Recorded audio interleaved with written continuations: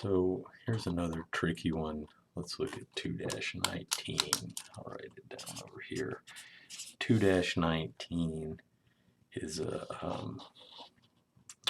this is one of these equilibrium problems that where we're looking at gas liquid components. So we got a pound mole of some mixture. It's 30%, 30 mole percent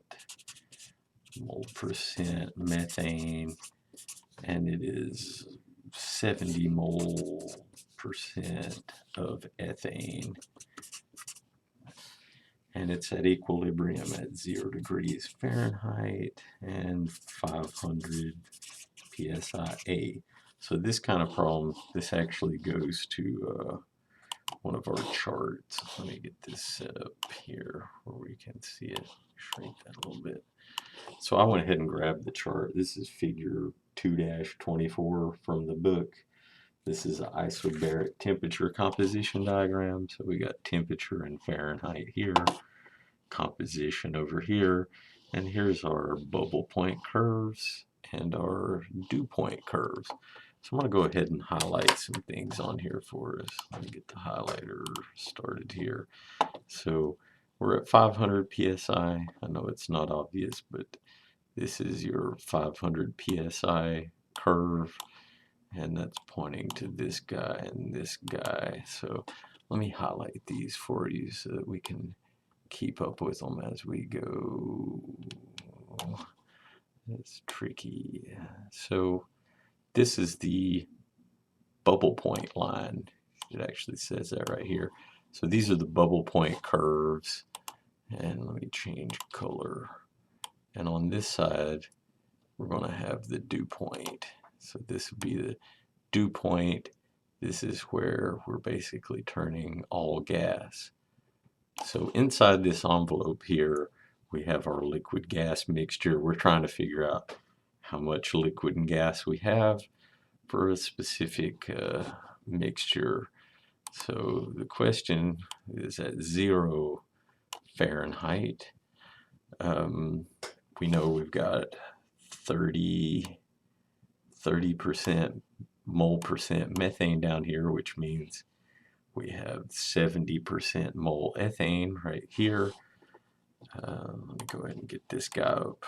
So, you know, if we drew a line up through here, this is our, oops. So this is our 30% composition line. So that's what we're looking at. We want to look at 0 degrees Fahrenheit. So 0 degrees Fahrenheit. Let me get another color here that jumps out. How about this? So here's the 0 Fahrenheit curve. Okay, so what we're looking for, we're trying to find the composition at when it's all liquid, and we're trying to find the composition when it's all gas right here. So let's go ahead and measure those. Here is basically where it crosses the all liquid line. Let me just get a black one. There's that line, and then here is where it crosses the all gas line, which is right on the 50 mark. So this is 50, and over here looks to be that looks to be about 18. So if I wrote that out, let's see, let's say the liquid comp is 18% methane. That would make the opposite of that, what is it, 82% ethane. And the gas composition would be 50-50, right? Methane and ethane. so we've got that. Now we need to make our calculation, and we're trying to find out what's our gas fraction, what's our liquid fraction. So let's do gas fraction. So the gas fraction is going to be equal to the original composition, which is 30% methane, minus the liquid composition, which is 18%, and then we divide by the gas composition, which is or the composition of the ethane gas, minus the liquid composition again, so 18. So if we bang out the math on this, that gives us 0.875. So that's our gas fraction, and that is, let's see, so now let's look at our liquid fraction. So our liquid fraction is going to be similar. We do our gas